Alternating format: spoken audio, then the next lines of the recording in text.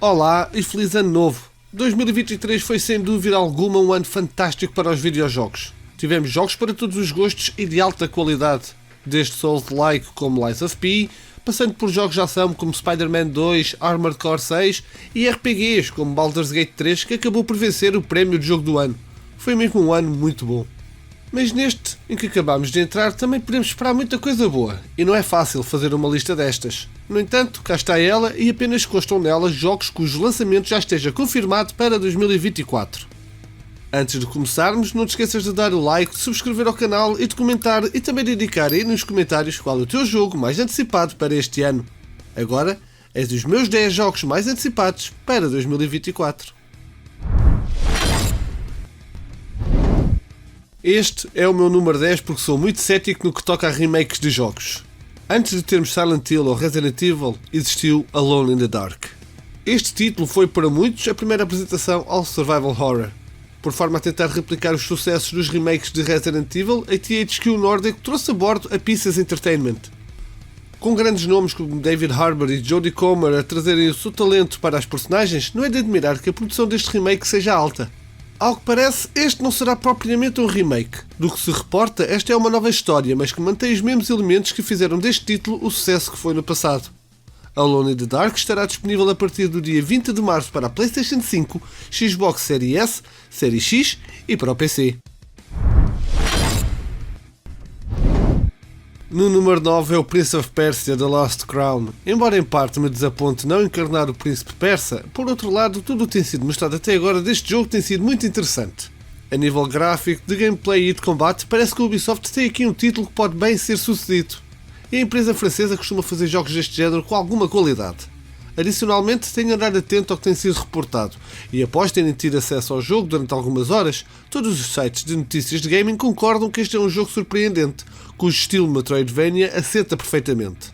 Embora eu não seja um dos maiores fãs deste estilo de mapa, estou muito curioso por o jogar já em janeiro. Prince of Persia The Lost Crown será lançado no dia 18 para a PlayStation 4, PlayStation 5, Xbox One, Xbox Series X, Series S, para a Nintendo Switch, para o PC e para o serviço Amazon Luna. Mas até podem jogar antes do lançamento, pois a partir do dia 11 estará disponível uma demo. Agora, na oitava posição, é um jogo que nem sei se é para mim. Embora nos anos recentes tenha aberto mais os horizontes para jogos Souls-like como Nioh, Wulong, Lies of P e tenha até platinado em 2022 o Elden Ring, a verdade é que sempre que vou jogar um Souls-like fico sempre reticente. E o Black Myth Wukong não é exceção. Desde que o jogo foi anunciado há alguns anos atrás que fiquei de olho nele, e agora que já temos uma data de lançamento e mais pormenores sobre este épico inspirado num romance do século XVI, ainda mais vontade tenho de o jogar. Desde os gráficos ao combate, a variedade de elementos, de combinações, de inimigos e pela arte gráfica, tudo aponta para um possível sucesso, tanto a nível de crítica como comercial. Esperemos que a expectativa corresponda. Este será o primeiro jogo desta escala para o estúdio Game Science. Black Myth Wukong será lançado no dia 20 de agosto, mesmo em período de férias onde temos mais tempo para nos irritar, e estará disponível para a PlayStation 5, Xbox Series X, Series S e para o PC. Little Nightmares 3 faz parte desta lista e quem jogou os anteriores penso que não se admira que aqui esteja, nem que seja na sétima posição. Depois dos dois jogos anteriores, desta vez teremos um que estará focado no modo cooperativo. Um dos principais motivos pelos quais desejo jogar isto é para poder jogar com a minha esposa. De certo será um bom momento e, se possível, será feito em stream. Neste jogo, as personagens Low e Alone estão presos numa instalação subterrânea. Curiosamente, este jogo está a ser desenvolvido no Unreal Engine 5 para poder dar ainda mais imersão aos ambientes sombrios, bem como para melhorar a fluidez da jogabilidade. Embora ainda não tenha uma data de lançamento definida, Little Nightmares 3 vai ser lançado para a PlayStation 4, PlayStation 5, Xbox One, Xbox Series X, Series S e para o PC. Agora na sexta posição temos um exclusivo PlayStation que é Stellar Blade. Este é um jogo de ação e aventura que se passa no futuro após uma invasão alienígena. Nós jogamos como Eve, uma lutadora habilidosa que luta pela proteção das pessoas. O combate é focar em combinações e habilidades onde podemos alternar entre armas corpo a corpo e armas de fogo. Do que temos visto, o jogo aparenta ser muito rápido, tornando-o desafiador e com algum foco no parry como meio de defesa. Dos trailers que nos apresentaram até agora, Stellar Blade combina ação com aventura e exploração. Isto tudo com os gráficos impressionantes e aparentemente uma personagem rica e carismática. Também ainda não tem data de lançamento confirmada, e Stellar Blade apenas vai ser lançado para a PlayStation 5. Agora no quinto lugar temos o Dragon's Dogma 2. 12 anos depois do primeiro jogo, não é possível considerar este jogo como uma sequela, pois segundo o developer, este passa-se num universo alternativo ao primeiro. A história aparenta ser boa e vai ser interessante progredir a mesma. Tudo o que nos tem sido apresentado até agora está com muito bom aspecto. Teremos muita exploração num mapa 4 vezes superior ao do jogo anterior, com um combate muito virado para o hack and slash tipo Devil May Cry e com os gráficos impressionantes. Sendo um jogo desenvolvido e publicado pela Capcom, a expectativa é alta. Dragon's Dogma 2 vai sair para a PlayStation 5, Xbox Series X, Series S e para o PC no dia 22 de março. No quarto lugar coloco o próximo jogo do Star Wars, Outlaws. Desenvolvido pela Massive Entertainment e publicado pela Ubisoft, ainda não tivemos muita informação disponibilizada pela marca francesa, mas o que tivemos deixou-me com vontade de o jogar. A história do jogo vai passar-se durante o período entre os filmes do Império Contra-Ataca e o Regresso de Jedi, onde somos Kay Vess que tenta sobreviver e fazer um assalto gigante, ao mesmo tempo que tenta escapar tanto das mãos do Império como dos sindicatos do crime que existem na orla exterior.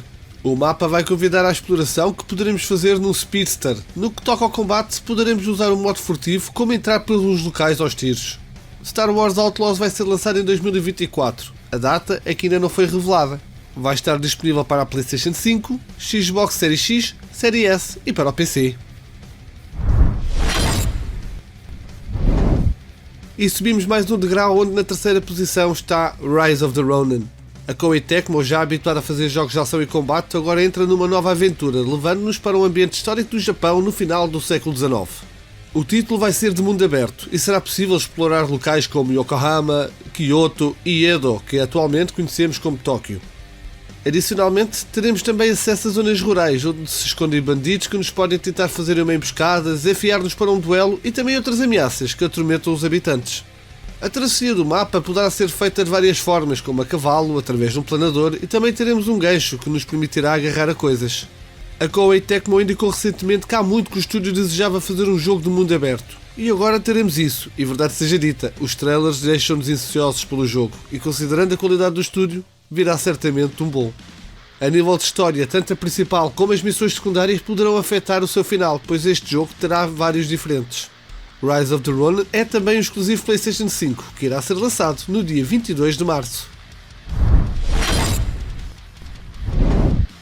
Na segunda posição coloco o Final Fantasy VII Rebirth. Palavras para quê, não é? Este é o jogo mais antecipado pelos gamers e vai ser bom encanar a personagem Cloud Strife enquanto percorremos o mapa exterior na companhia da Tifa e dos outros. O jogo, à semelhança do anterior, vai expandir a história e tudo o resto. Iremos ter zonas mais abertas onde poderemos cavalgar chocobos que até poderão trepar paredes.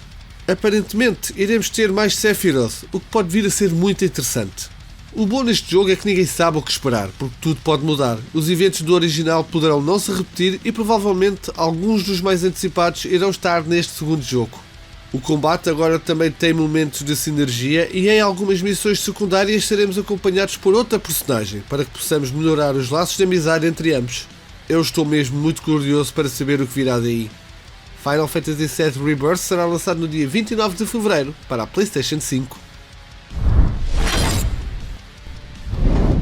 E o meu jogo mais antecipado para 2024 é Hellblade 2: Senua's Saga. Depois de Senua's Sacrifice, onde tivemos uma brilhante performance de Malina Jurgens, é para mim muito difícil não ter uma expectativa alta para este jogo. Com trailers intensos, neles podemos ver bem o poder do Unreal Engine 5, no qual o jogo foi desenvolvido, e vai ser muito interessante ver como se vai passar. As vozes na cabeça de Senua estão de volta, o que vai voltar a criar aquela imersão fantástica que tivemos no primeiro jogo, e também é atrofiante, porque temos sempre aqueles sussurros na nossa cabeça. Infelizmente ainda não foi mostrado algo assim tão relevante em termos de história. Vimos Senua a comandar um grupo que tenta caçar um gigante, vimos-la no que parece ser uma terra de fantasia e também vimos algum do combate que parece ser semelhante ao do jogo anterior, onde, verdade seja dita, as vozes na cabeça até foram bem úteis. O jogo está confirmado que vai sair em 2024, mas até ao momento ainda não temos data confirmada. Embora, nos The Game Awards, Phil Spencer, o CEO da Xbox, tenha dito que não irá faltar muito até podermos jogar a nova aventura de Senua. Hellblade 2 Senua Saga vai estar disponível para a Xbox de nova geração e para o PC. Se for subscritor do Game Pass, poderás jogar este título na data de lançamento. E estes são os meus jogos mais antecipados para este ano de 2024. Gostaria de saber alguns dos teus, portanto, faz aí uso dos comentários. Quero-te agradecer por entrares no novo ano comigo e espero que tenhas um fantástico 2024. Obrigado por teres estado desse lado e vemos no próximo. Creep Out!